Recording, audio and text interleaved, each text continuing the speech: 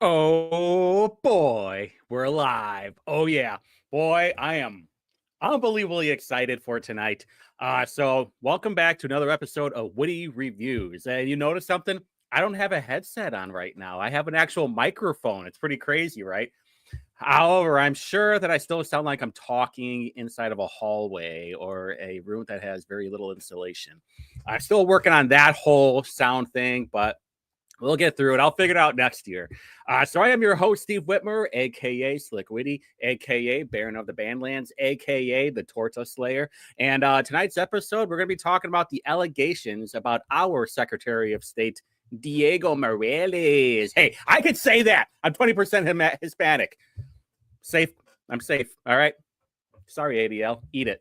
So, but first, I want to make sure that you like and subscribe to my YouTube page. You can go at Whitty Reviews. I do review videos on what's going on with the city council. I also have a clip page, so you don't have to watch hours and hours of committee videos with me. So go ahead and do that if you're bored. Also, there are two more videos that I have to do. One's public works, one's public safety, and I'll be doing those tomorrow, so stay tuned for that. I'm going to combine them all. So let's just get to it, and hopefully it doesn't it doesn't sound like I'm in a hallway, but one of the things that I wanted to point out that there's a lot to this whole thing, and it's really up to you if you think that the allegations that are happening are true or are not true. So just a warning, most side quested videos that I've ever done, we're going to be going back and forth a lot. It's got layers beyond layers. Hopefully all the information that I give you will actually make sense. I'm going to talk fast because there's so much of it. I went back and looked at the finance reports and actually found a couple of funny things, which we're going to talk about right at the beginning. I know Rob Kendall will probably really like one of them. So this time around that I looked, it was a little bit more worse than before. I had done 2 videos on this whole thing before, and it's not so much of Diego, it's more about the people that are donating to Diego. And there are some major concerns. But let me just start off by saying, I actually had to write this down because there's a lot that I had to think about. Let me just start off by saying, I am a distributor of information. This is one of my hobbies. You, like me, don't believe the mainstream news or any really local media. And I'm talking about Indy Star, Mirror Indy, InCap Chronicle, State Affairs. I mean, even WIBC is owned by a Democrat. Look it up. So am I a little bit biased? Well, yeah, because I only believe in 2 genders. I don't think children should be reading smut. I don't think you should be cutting off children or giving them puberty blockers. So in 2024, that makes me right wing. However, if I see bullshit, I will call it out. And I don't care what side of the aisle that you are on. I mean, you see me talking about Diego tonight. So I do want to make this very clear. I am not talking bad about Diego or the party right now. And I'm saying that for a reason. There is an allegations about Diego. We're going to look at the campaign reports and we're going to see if there's anything to the claims. And I understand that there are people in Perry Township GOP that think people like me are clowns for wanting the GOP to win and not do corrupt crap. So last I checked, I couldn't get an email back from HRCC. I couldn't get an email back from Marion County GOP leadership. I mean, even when I emailed Julie McGuire, because part of District 97 is in Perry Township. I tried emailing her, never heard anything back. So guess what, Perry Township peeps? Also, you're on the edge of losing the Democrats, and that's true. Just look at this the voter data from this last election. But let's just talk about Diego. And I know some of you know the lore of Diego, but I just want to bring this up because I do have a little bit of beef with Diego. So let's just go back to 2022. It's like there was that Wayne's World things. So let's go back in 2022. Diego Morales, he ran for Secretary of State. He's running against Holly Sullivan, who was the establishment pick when Diego was supposed to be the grassroots guy, the guy that we're supposed to trust, the neighborly guy, the guy that, hey, we can all relate to, right? You can take that for what it is right now. But he's supposed to be the non-corruptible guy, basically. And I tell you what, it was a hell of an election year. I followed it pretty closely because that was the 1st year that I was really in the sector of politics. Now, when he was running for office, he was getting a lot of heat online. If any of you guys remember about whether he actually voted where he lived, there was the sexual allegations. I think there were sexual allegations, and me and a bunch of Annans were going to bat for him on Twitter, the Twitter wars of 2022. And we were doing a really good job, basically, just calling out the hypocrisy of Destiny Wells at the time. And then he blocked me. And now I've talked to some people, and they all said, it's like, well, you might have just been collateral damage. It's like, well, I don't take that stuff easily, all right? We stuck up for you, all right? But then when the Secretary of State debate started rolling around, get ready for that clip. Diego did not show up. And then at the very end of the debate, Jeff Maurer said this.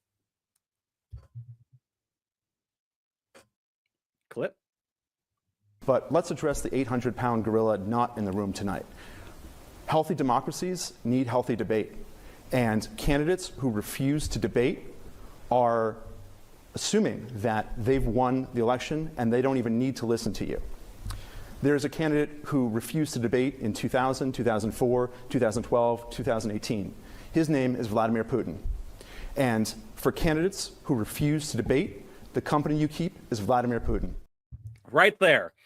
Because I was kind of thinking about voting for Jeff. But then after he came out with that comment, I was like, you know what? You're just a lefty libertarian, all right? You're just a bit too feminine for me as this libertarian tough guy party, allegedly. Hopefully next time you guys run somebody for office, they're a little bit less feminine and a little bit less goonerish too.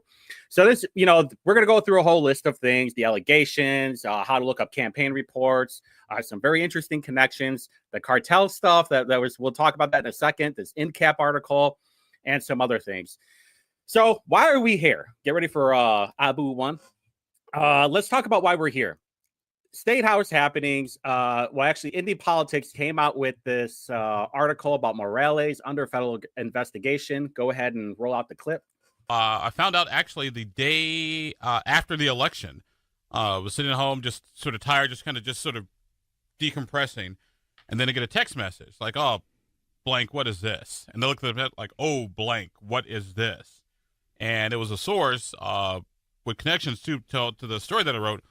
Basically saying that Diego was under investigation by the FBI for a couple of things. Number one was money laundering and what's the word I'm looking for? And a possible violation of the RICO statute, the federal racketeering statute.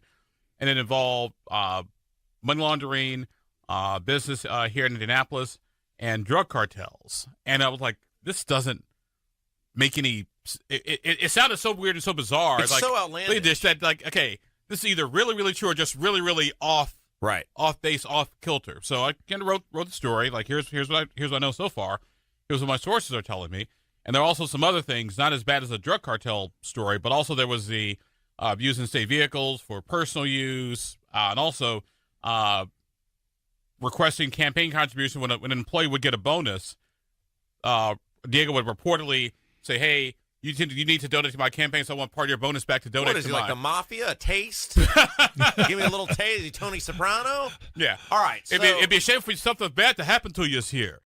Okay, so that was from State House Happenings. That's a combined radio show between Rob Kendall, Abdul Hakim Shabazz, and Jim Merritt.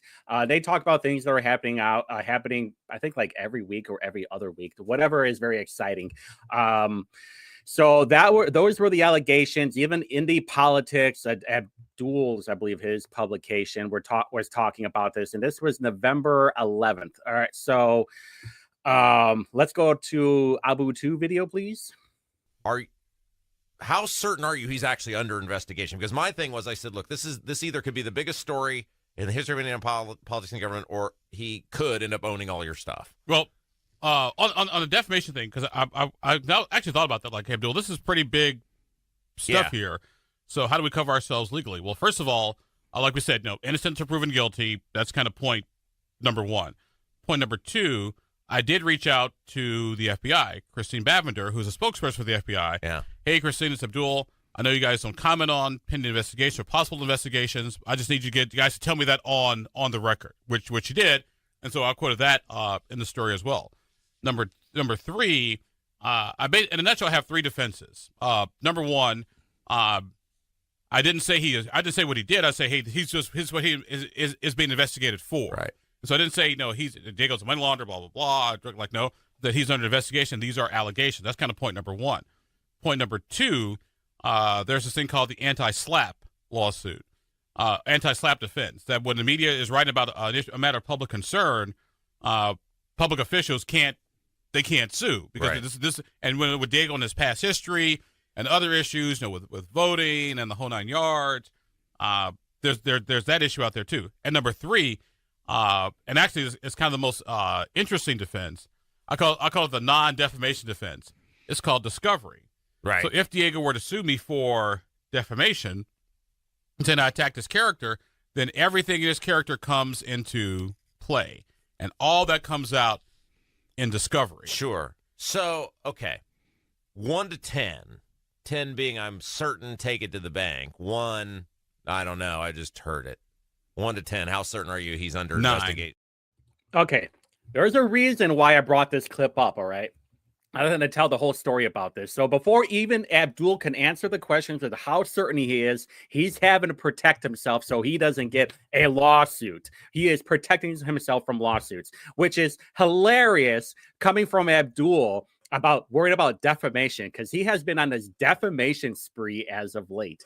If you know a couple of people, it has been in the news and he brags about or whatever, but this is what scummy people do, okay? This is what assholes do. They're like, I'm okay with trying to defame somebody else because I use the word allegation. But if everybody else says it, then it's not cool. Then I'm going to defame them. And I know Abdul is probably going to talk about this at some point or another. But you know what? This is actually very funny, too, because remember the Greg Taylor allegations, King Greg Taylor, and right here at the bottom, Caitlin Lange. And I'm not even been a big fan of Caitlin Lange, but she pointed this out.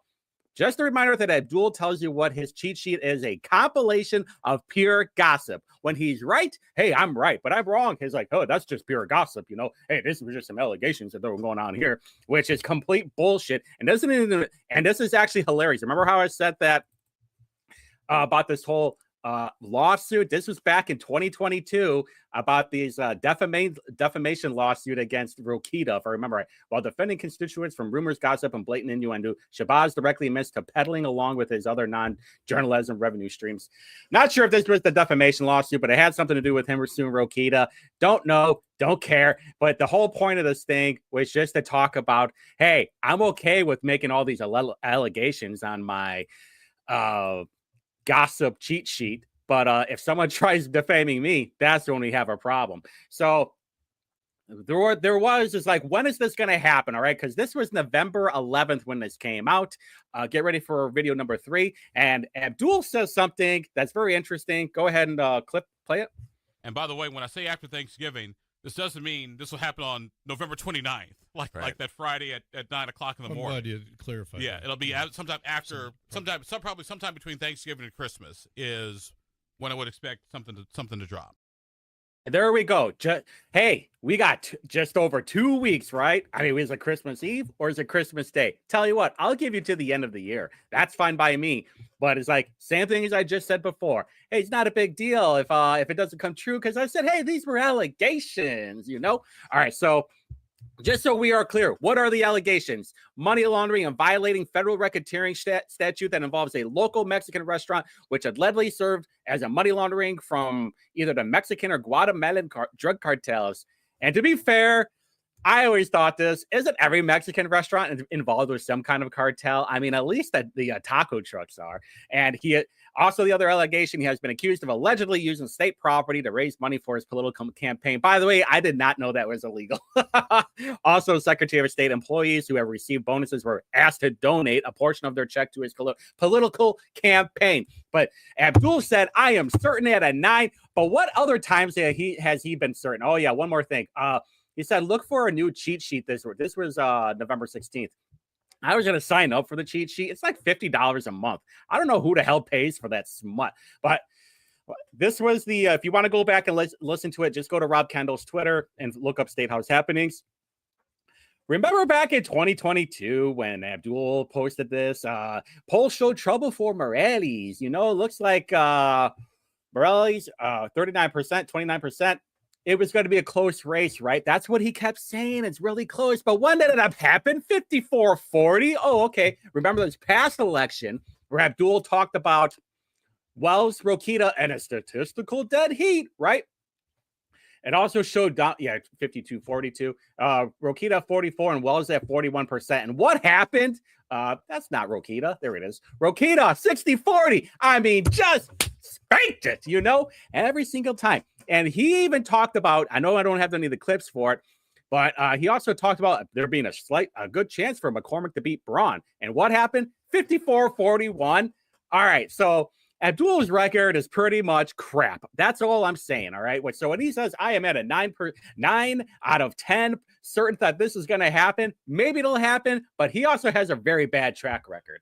So, and people also have to understand that this stuff kind of happens. There's a lot of handshakes and hand jobs are very common in politics. Like take Justin Moed with Anthony Samuel and Bowie's Public Affairs, Chris Jensen with the engineering firms for Nickel Plate, Joe Hogsett with TWG Development. And, I could do multiple videos on just the connections on this whole thing. I could spend hours on it. So, but we're not going to do that. We're just going to talk about Diego. So how do you look up the campaign reports? Well, you can Google it. And this is what I thought was really interesting too. When I Googled Indiana campaign finance reports, I got all this alien language. I don't know what is going on. I don't know if the drones are attacking our system, but it's kind of a problem.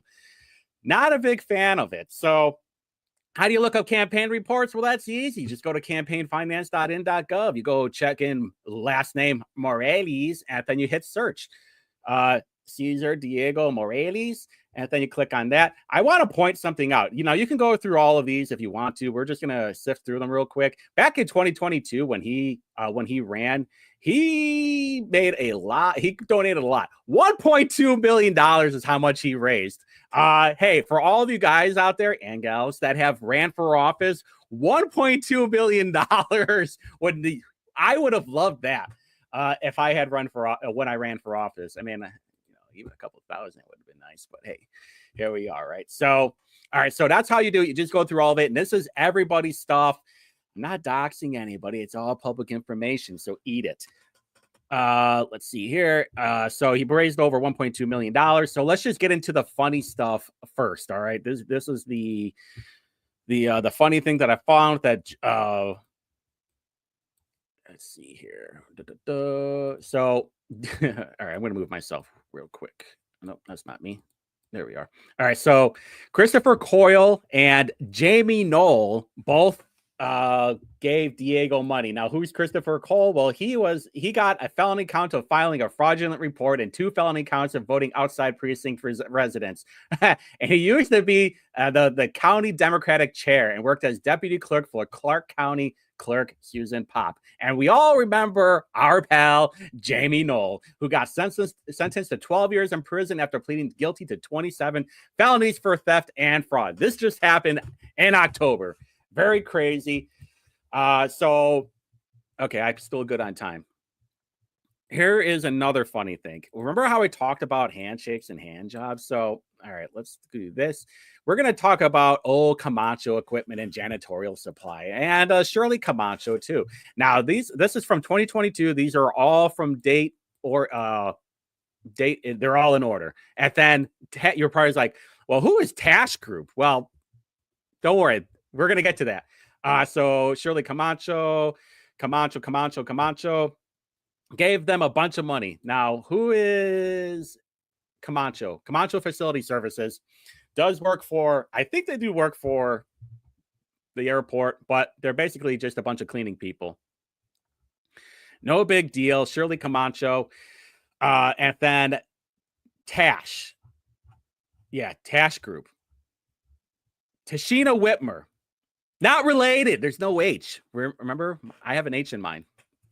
Just making sure we know. Pay attention to the address. This is very important because this is how we're going to verify everything. So if you want to, you just go in, Google Tash Group, and you're going to find something funny. Tash J Group Incorporated. You go to usaspending.gov, you find them $1.3 million A total awarded amount. Remember how I said pay attention to the address? This is how we're going to double verify. 4610 North Franklin Road. Here's the funny part. When when did they get that money? Where are you? Okay, so when did Tash get that money?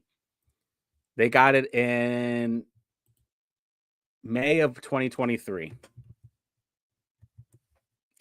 Kind of funny of how, like, all of a sudden they go from May of 2023 and then they just got a big old amount of contracts and transactions.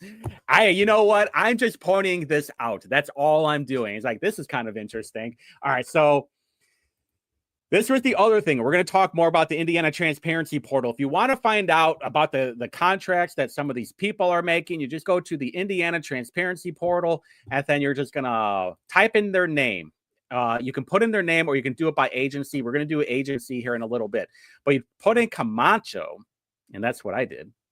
And you can see they have gotten a lot of contracts over time, even before Diego was in office. I just need to make sure I stress that, all right? It was before Diego was in office. But even as recently, like, this contract expires in like just under 2 years, in like a year and a half, $2.6 million. This one, 2.3. But most of these contracts started in 2018. This one started in 2020. I'm just saying, I'm just pointing this out. It's very interesting. None of this stuff really happened while on Diego's watch. Most likely.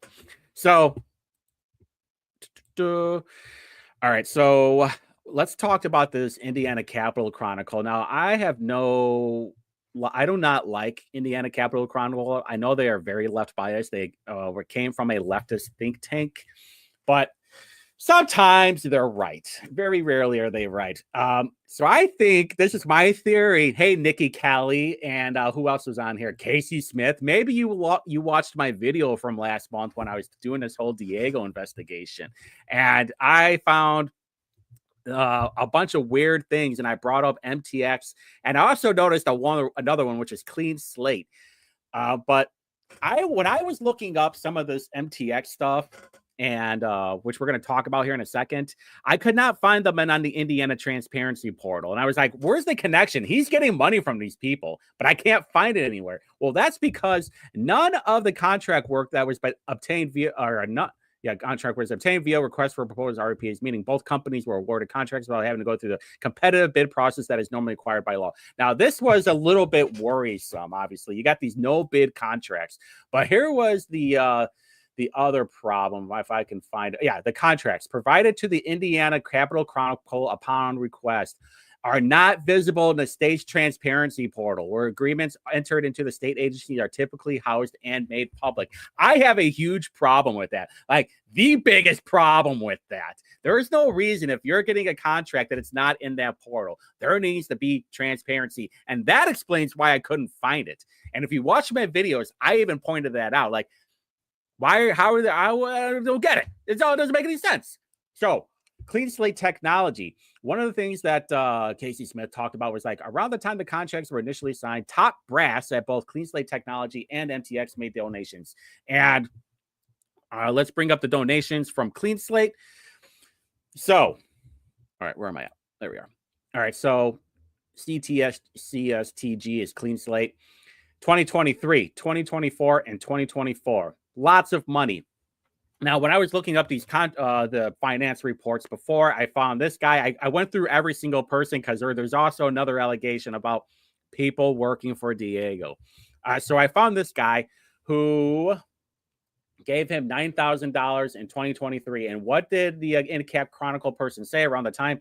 Top brass about both Clean Slate Technology and MTX made donations. So this is how there's like a workaround too, where these donations get a little bit sneaky. You don't do it through the company. You do it through the people that work at the company, especially the presidents or the CEOs, whoever is like upper management, basically. And remember how I said Chris Cano? Okay, well, there he is. All right. And that's the executive team. You just went through all of them. The really nice thing about the campaign donations when you do it through the state website is that you can just do a control find. When you do through the like local stuff through like Marion County, you can actually write down your campaign reports. You can't do any kind of control find. You have to do all this stuff manually, which depending of how many reports you filed, it can be a giant pain in the ass. I'm just pointing that out. So still, is my internet gone? No, oh no, my internet's still good. Okay, I think. Hey, someone messaged me just to make sure, because it shows that my Wi-Fi is gone. I don't know. Guess we're just gonna keep going and see what happens, huh? So the other thing that I wanted to point out. No, okay, I'm good still. Perfect. All right, so I want to get to MTX. Where are you, buddy? There we are. Okay, so I want to talk about the voting systems too, because this is very important. So you can look up the voting systems in Indiana. You just type this in. You click on county list, and they'll give you a list of all of the voting system vendors and the voting system models. Now, this is very important because for those of you that don't know, we use multiple voting system vendors, and I know some of you are like, why don't we just use one? And I used to be on that train, honestly, and now I'm kind of getting off of that train. So I looked through all of these, and I even did a little bit of Chat GPT, and I thought this was kind of weird. All right, where is it? All right, so when I could not find the information from the transparency portal, I was like, I'll just use ChatGPT. And does Indiana use MTX Group for voter registration as of late? They indicated it uses MTX Group specifically for voter registration services. But here's where it gets really weird. Has Indiana used MTX Group for statewide voter registration? They said yes in 2021. But when I went back and looked at stuff, let's see. Yeah, here we go. It said, has Indiana used MTX Group with statewide voter registration? It said, yeah, it used it in 2022. But then I asked it again before, and it's not showing up. But anyway, it showed, okay, you're going to be that way. That's fine. It showed that it was in 2023. That's fine. Whatever. So I thought that was really weird. But when I was looking at Microvote, Indiana Citizen showed this up too, that they received $12.3 million for about 5,000 printers in 45 counties. This is actually kind of funny.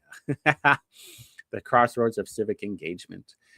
They don't even have it anymore, do they? Oh, they must have changed their header. It used to be something different. And I was making jokes about in the last video. I'm like, okay, well, you guys don't even interview candidates for that are running in Indy. So whatever. All right. So this is where it gets really important. When I could not find the contracts from MTX, or like we're some, oh, yeah, actually, I got to go back. Hold on. We're going to go back real quick. Remember how I said we're doing a bunch of side quests? This is what I meant. So we go to the site. So we're going to go through the Hart InterCivic, them getting the contracts. This is where when I said you can just look it up by Secretary of State. Yeah. So there's Hart InterCivic again, Microvote, Hart. The contracts aren't really a big deal because those line up.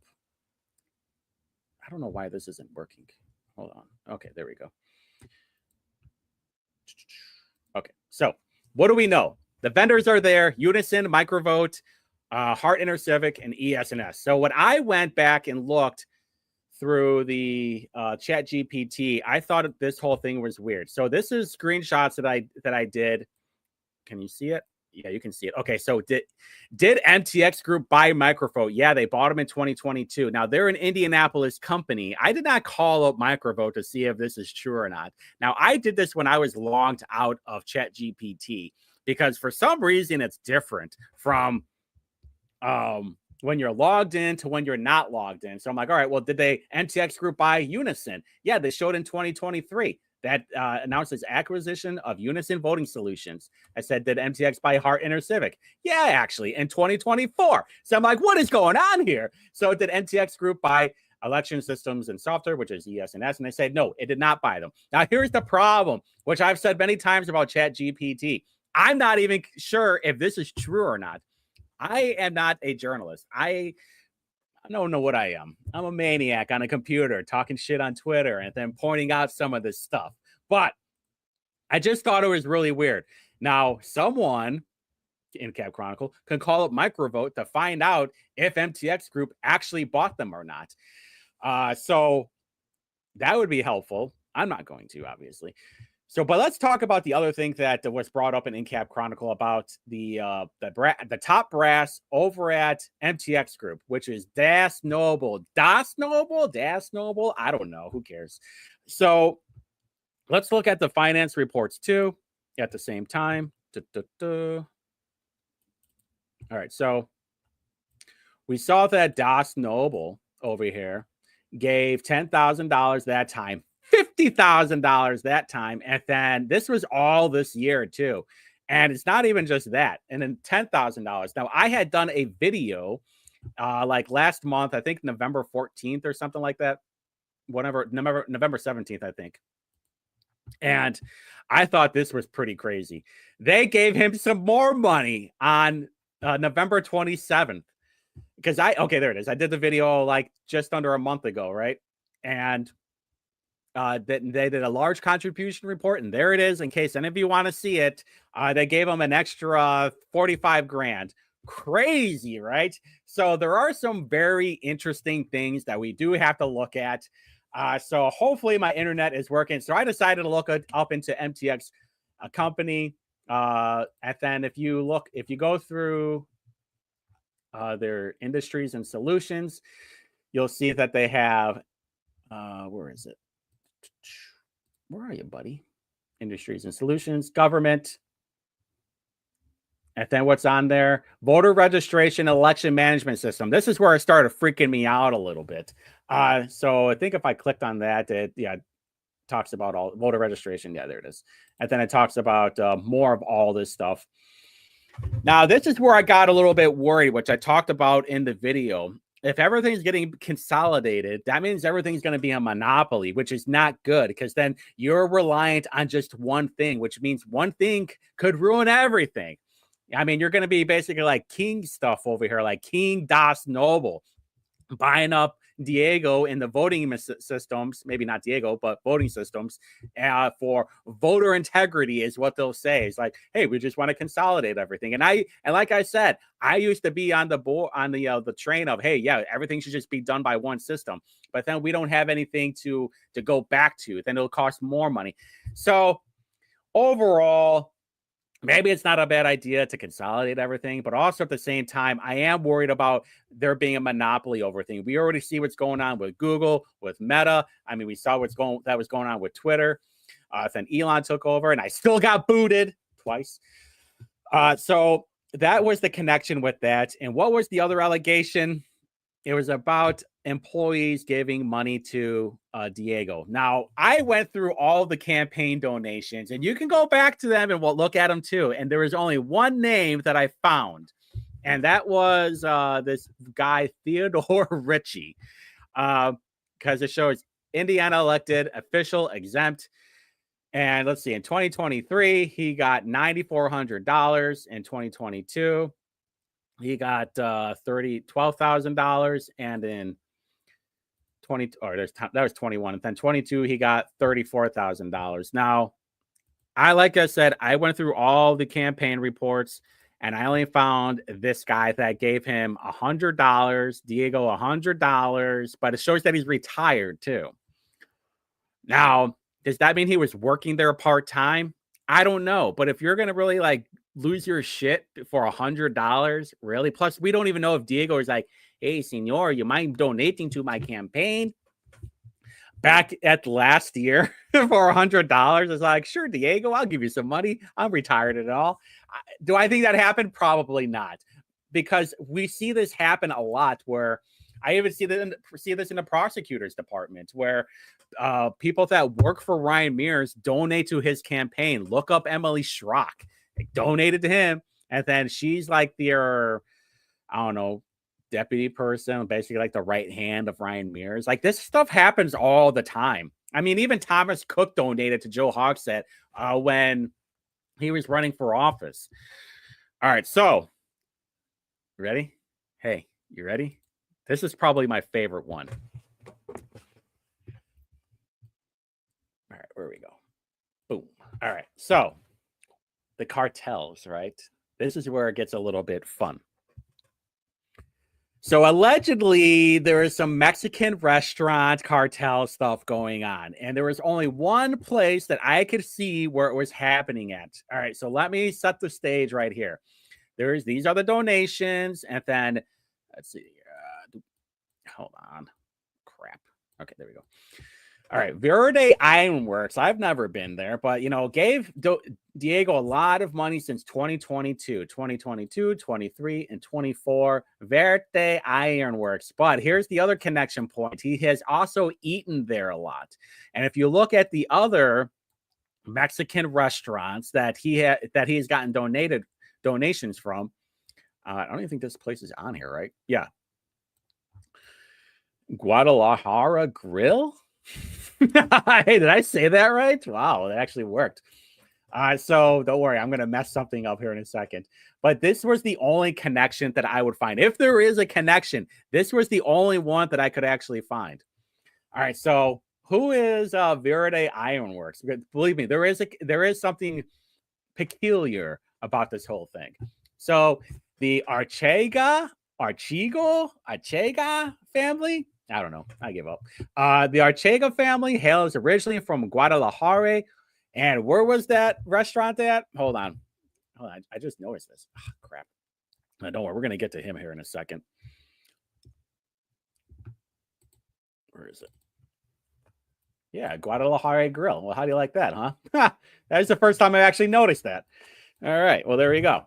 All right. So Guadalajara, home to the city of Jalisco, probably Jalisco, and home to agave, the root of tequila. Anyway, so the Verde, the family-owned restaurant brings an authentic. Now, they changed their website already after I did this video.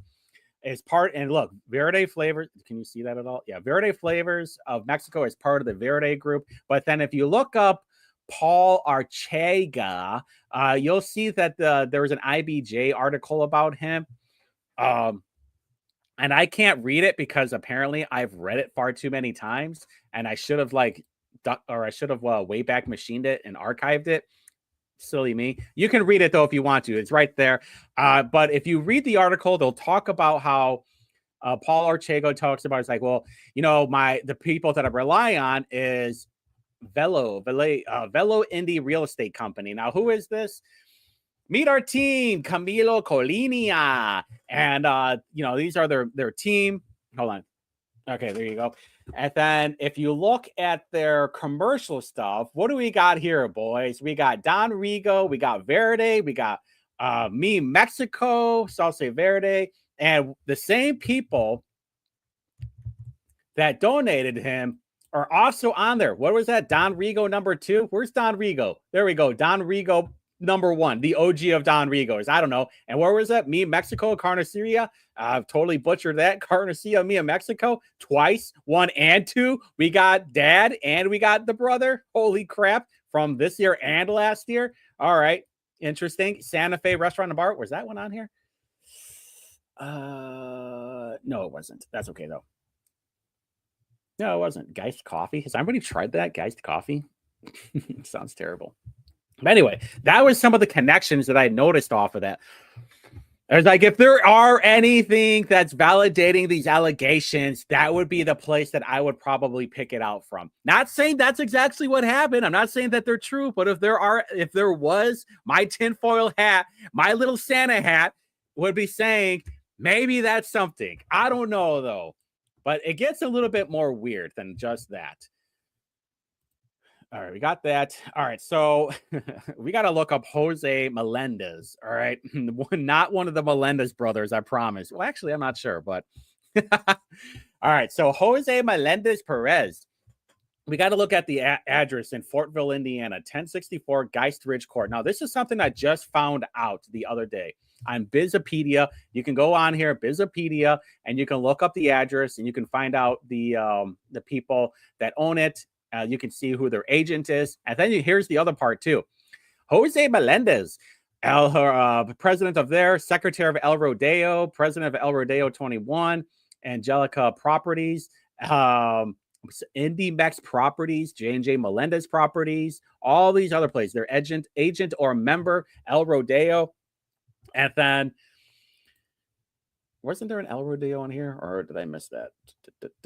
No, but I believe there was an... Is there... No, there was an El Rodeo on here. Okay, but just the amount of businesses that were on here. Yeah, we'll get to that in a second. All right. So also, if you go on to Indiana Company Directory, you check out IndyMex Properties. There's this guy, Francisco Salgato. You go on there, and there are 21 company results with the agent named on here. El Rodeo, Brothers Painting, El Rodeo 22, IndyMex Properties, some more El Rodeos. There's a lot of connections here is what I'm pointing out. That's all I'm saying. There's also another one, Soho's Capital. I haven't dug too much into these people, but they're already giving off red flags. I think they were part of the Lafayette Square Mall development as well. A lot of Hispanic culture over there, obviously. And my spidey senses tell me that I need to look out for these people. Another thing, the best quality, bilingual consulting. I'll probably skip that because I'm starting to run out of time. Morningside Group. All right. So Morningside Group also gave Diego money. These people are actually right down the street from me. Where is it? It's over here. Here we go. You remember how I was saying? Did I mention this? How it was weird that Diego bought campaign supplies from China not once but twice, and then he got mementos from IKEA. I don't know what you would get from there, but here's this High Vision Holdings and Toro's Property and Best Quality Painting. Now, there's a reason why I'm bringing this up. And remember how I said at the beginning of the video, it's not so much of Diego, it's the people that are donating to Diego. Morningside's one of them too. I think you need to look out for them. This Toro's one, I lost the picture on that one. Ivan Hernandez. So Ivan Hernandez, this is this guy, the owner of High Vision Estates and Carnacia, Mia Mexico. And wasn't Carnacia, Mia Mexico one of the people that no, wasn't that one. It was definitely this one though. Yeah, Carnacio. Yeah, 4240. Now, is it the same person? I don't know, because they probably could have went like multiple ways on this. Let's see. Let's look at that address. North German Church Road. No, this one's on Franklin Road, but that's okay. Oh, yeah, there it is. Carnacio, Mia Mexico, number 2. There we go. That is one of them. A lot of connections. The only reason I'm stressing this whole part is because of the connections off of this. There just seems to be a lot of overlap, and I'm not sure why. And then, yeah, we're not going to talk about that one. That's fine. Salsa Verde, Oswego. This was just kind of like a little one that I noticed. This was one of the restaurants. No big deal. All right. So real quick, I got time on this one. Tim Sadiq. All right. So Tim Sadiq. This one gets really wild. Not really so much to do with Diego, but a little bit because they donated to him. All right, can you guys see that? All right, there we go. Whoop. Tim Sadiq gave Diego some money back in 23 and 22. So when I looked this guy up, this was kind of wild. So Tim Sadiq, he owns some like a warehouse, some refrigerator warehouse stuff, but it was the stuff that happened on the CBS 4. Oh yeah, that's what I wanted to point out too. Okay, guess who that is? All right, that's shoddy Lindsay Eaton. So Lindsay Eaton is now the. Let's see if I could find it. Yeah, there it is. That's where it is. Lindsay Eaton is now the press person for the Secretary of State. But if you go onto her Twitter, yeah. Excited to be the communications director for the Secretary of State. Bears fan, not a Jay Cutler fan. I mean, I like Jay Cutler, but whatever. So kind of a funny connection is why I'm pointing this out. All right, so what happened back in 2021? Afghanistan, right? The pool out. It didn't work out that well. So that's where Tim Sadiq is originally from. He fled Afghanistan decades ago, but he had family that was there. Tim Sadiq apparently knows Rokita, and Rokita knows Tim Sadiq and knows the familia. And Rokita was right here saying that it's like, if we have friends, Hoosiers help friends, and we have great allies there. Rokita said he will continue to help Afghan allies leave if he can choose to. So what happened after that? A year later, They talk about the evacuees arrived at Camp Atterbury. Remember the whole Camp Atterbury problem where these refugees were throwing poop everywhere and tearing up the rooms and just having a gigantic mess over there? Yeah, that actually happened. And I know people that know that happened. But he hired those refugees into his business. What is he? Sadat, I'm happy because I work here. There's a lot of opportunity here. Sadat worked with the U.S. military as a translator in his native Afghanistan. He and his family arrived in the U.S. 6 months ago. Since then, they found housing, and Sadat just got his driver's license. I don't know how the hell that's possible, but when you're giving money to Diego, actually this happened. No, this happened before Diego. But you know what? When you know people, you know people. And I was just bringing this up because it is very funny to me of just like how many handshakes and hand jobs there are. And, these refugees that know Diego, that know Rukita, and then the Tim Sadiq family that came from Afghanistan are now working for him, but now he sold the business. So I don't know what's happening with that anymore. I'm just pointing this out. Like I keep saying, I'm just pointing out the interesting connections to everything. So let me go back real quick. All right. So what do we know? There's a lot of connections. Is there anything definitive on this whole thing? No.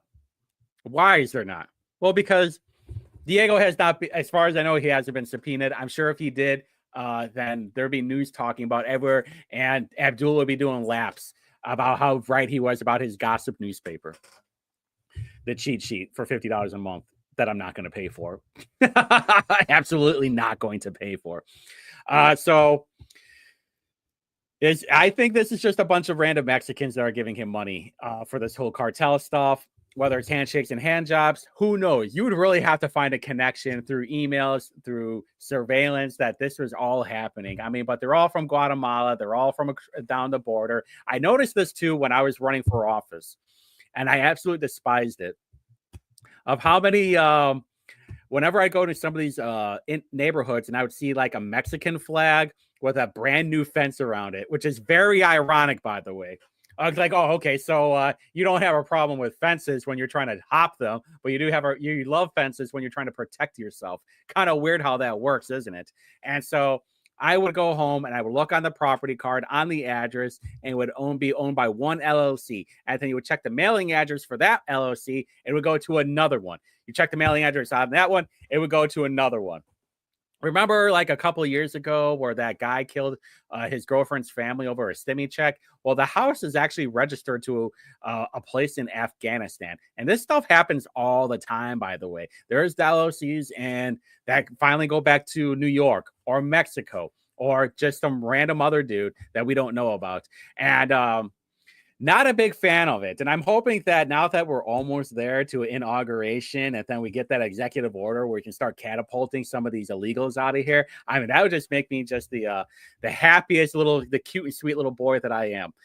And this is like a bigger problem too. When I see, especially around me, when I see how many Mexican drivers there are and how awful they are at driving. And you can notice it by the paper plates as well. When there's rain, like I noticed this when the very first snow that we got this month, last month, whenever the last city council. Oh yeah, earlier this month. And these people have never seen snow before, and they're just going like, no bueno. And they're going like 5 miles an hour on Washington when I'm trying to get to downtown. I was like, listen, bud, SA, get off the road. I got somewhere to be.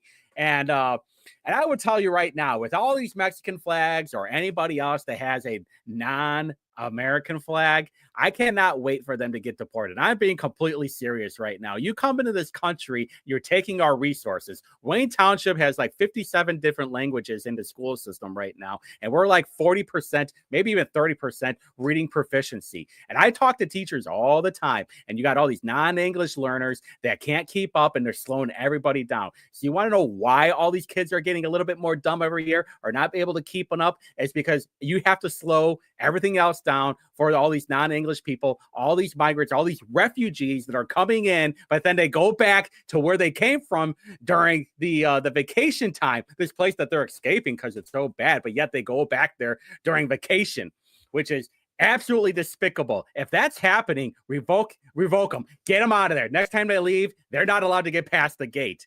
100%. It's same thing with all the hospitals that are getting flooded from all these migrants. It's like, where do you think this money comes from when you have a migrant that has no insurance? The taxpayers have to fund it. We have that problem in Wayne Township right now where the trustee's office has to pay for these hospitals because they have no insurance. And I get it for some people that don't have insurance, but also those people that don't have insurance, probably there's a good chance they pay taxes. And they're taxes that go to some migrant that doesn't even want to adapt to the culture, which I have a huge problem with. And you guys can call me racist all you want, but you're all thinking the same thing. It's like, if we just had a little bit less of them, or if they were able to assimilate to our culture and speak our language, things would be a lot better. I wouldn't be so hung up on it. So if you are a migrant and you have anything but an American flag in your front yard or your rear view mirror, I will be making sure I write down your license plate and send it over to DCS, and hopefully Daddy Trump will write that executive order and they catapult you out of here. You're like, hey, Mamma Mia. And I just laugh and it's like, Saranara. So what to expect? So that's my rant. Rant is over. Actually, one more rant. We keep seeing all these people, that all these women that are getting raped or sexually assaulted by these migrants that are coming over here, and these shit libs that are in like Garfield Park or Fletcher Place. They're like, no, we actually want them here. They do great for our community. And all they're saying is like, but what do we do with all this exotic cuisine that we're getting? So let me get this straight. You're okay with all these women getting raped as long as they're getting crappy tasting beans and rice? F off. That's all I'm going to say. F off. I'm trying to keep it PG-13 right now. So I got like a few minutes left. What to expect for 2025? Well, the new session is almost here, so I'll be keeping an eye on that. But the very first video that I will be coming out with in 2025 is going to be called it's going to be about Indianapolis, and it's going to be titled, Are You Winning, Indy? Because we just had our 201st homicide yesterday when that poor 14-year-old girl got stabbed over on the east side. Oh, so we have had 5 straight years of homicides. When I hear these Hamilton County shit lips talk about, oh, I can't wait for Republicans to be out of here, I can't wait for Democrats to be controlling Hamilton County. Well, guess what? When you get more Democrat control, you get more people like Ryan Mears, and you get more stabby stabs of 14-year-old girls, or you get people that are getting their license back after they had multiple DUIs from drinking too much whiskey. And if you want that for Noblesville and Fishers, if you want that for Carmel or Westfield, well, guess what? You get all the problems that comes with it. So that's what to expect for 2025. I'll also be having a fatality crash review report, which is kind of like a Vision Zero part 2. I will be having a weed video too next year. And a few other things that I will be coming up with, and a lot of slamming of the Democrats. I can't wait to see what garbage they come out with for bills. More trash talking about Justin Moed. If you guys forgot who Justin Moed is, he's the guy who got Sydney Leathers, and he bragged about getting random objects shoved up his behind and watching his girlfriend get plowed by different dudes while he was tucked away in the closet gooning. True story. Go and look it up. So I think that's all I got, right? Let me check the notes. Oh, yeah. Did you know that all these migrants, especially from Exodus refugee, are getting $400 a month for furnished apartments? So you want to know why apartments cost so much? Well, that's because the apartment people know that they're all these migrants and they're getting money. So they're like, hey, you know what? I can charge more because I know someone's going to pay it. This is just like college. When you have the government funding your college. Oh, I'll just charge more because I know the government's going to pony up. Is that it? Oh, yeah. Mike Hicks doesn't care either.